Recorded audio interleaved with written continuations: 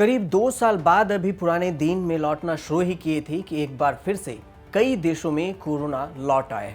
कई देशों में कोरोना वायरस ने खतरनाक रूप अख्तियार कर लिया है। लेकिन जिन देशों में कोरोना ने सबसे ज्यादा तबाही मचाई है, उन देशों की लिस्ट में सबसे पहले रूस का नंबर है। पिछले कुछ दिनों में रूस, ब्रिटेन, चीन, सिंगापुर, रोमानिया, यूक्रेन और पूर्वी यूरोप सहित कई अन्य देशों में भी कोरोना की संख्या में बढ़ोतरी हो रही है। कोरोना संक्रमण फिर से घातक साबित हो रहा है। इन देशों में हालात ऐसे बन गए हैं कि फिर से लॉकडाउन लगाए जा रहे हैं। हालांकि कुछ कड़े प्रतिबंध भी इन देशों में लागू किए गए हैं। आपको बता दें कि जिन देशों में अभी कोरोना अपना सबसे ज्यादा कहर बरपा रहा है, वहां पर बड़े स्तर पर वैक्सीनेशन भी किया जा चुका था। इसलिए माना जा रहा है कि भारत अभी कोरोना की तीसरी लहर के खतरे से मुक्त नहीं हुआ है। कोरोना इस बार सबसे ज्यादा तबाही रूस में मचा रही है। रूस में कोरोना संक्रमण के मामले तेजी से बढ़ने के बाद सख्ती बढ़ा दी गई है। इसके बाद देश भर में पेड हॉलिडे घोषित कर दिया गया है, यानी कि लोगों को जबरदस्ती छुट्टी पर भेजा जा रहा है ताकि वे घर पर ही रहें और कोरोना के मामले ना बढ़ें। फिलहाल 7 नवंबर तक रूस में जरूरी सेवाओं को छोड़कर सब बंद कर दिए गए हैं। आगे भी ये प्रतिबंध जारी रखा जा सकता है। कोरोना वायरस टास्क फोर्स के मुताबिक रूस में करीब 1 महीने से रोजाना कोरोना संक्रमितों और मृतकों का नया रिकॉर्ड बन रहा है। पिछले 24 घंटे के दौरान रूस में कोरोना संक्रमण के 39,008 नए मामले सामने आए, जबकि रिकॉर्ड 1,178 लोगों की कोरोना से मौत हो गई। अब आप सोच रहे होंगे कि कोरोना के मामले रूस में बढ़ रहे हैं, तो इसका भारत से क्या कनेक्शन है?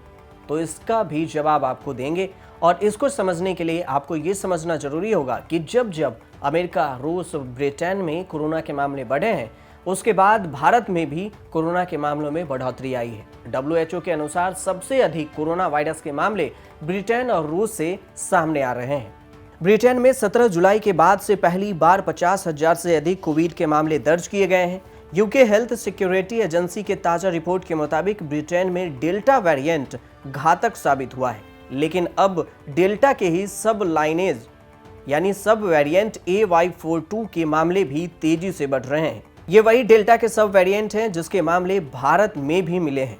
कोरोना के नए वेरिएंट AY42 जहां जहां मिले हैं, उन राज्यों में महाराष्ट्र, कर्नाटक, आंध्र प्रदेश, केरल, जम्मू कश्मीर और तेलंगाना भी शामिल है। दूसरी बात यह है कि रूस की सरकार के मुताबिक अब तक देश में 32.5% आबादी पूरी तरह से वैक्सीनेट हो चुकी है। यहाँ 26 अक्टूबर को 1002 लोगों की मौत कोरोना संक्रमण से हुई थी। इसके बाद से 29 अक्टूबर तक लगातार 1000 से ज्यादा लोगों की मौत रोजाना हो रही है। रूस में अब तक कोरोना के 84,72,000 मामले सामने आ चुके हैं।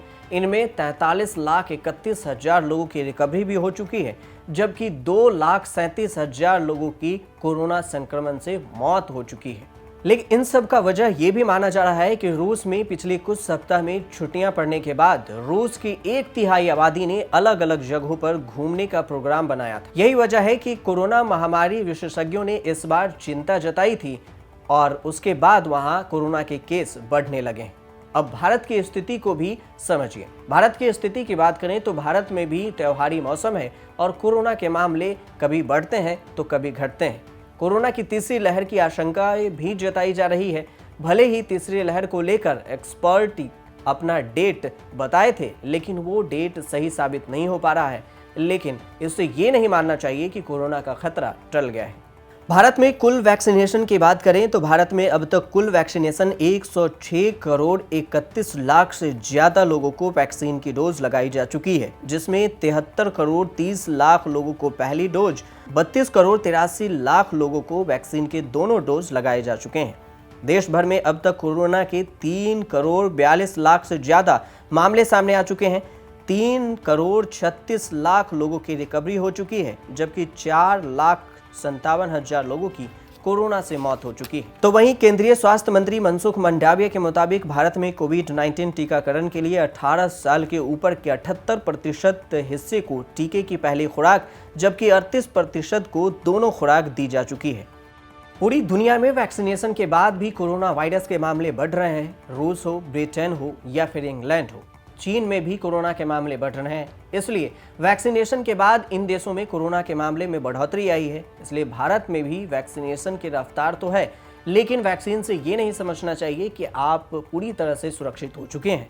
कोरोना वायरस के मामलों में बढ़ोतरी हो सकती है क्योंकि त्योहारी मौसम है, इसलिए कोरोना वैक्सीन जरूर लगवाएं और अगर आप लगवा चुके हैं तब भी सोशल डिस्टेंसिंग और मास्क जरूर लगाएं। त्योहारी मौसम है, कोरोना से सुरक्षा रहना बेहद जरूरी है। आप देखते रहिए न्यूज़ तक।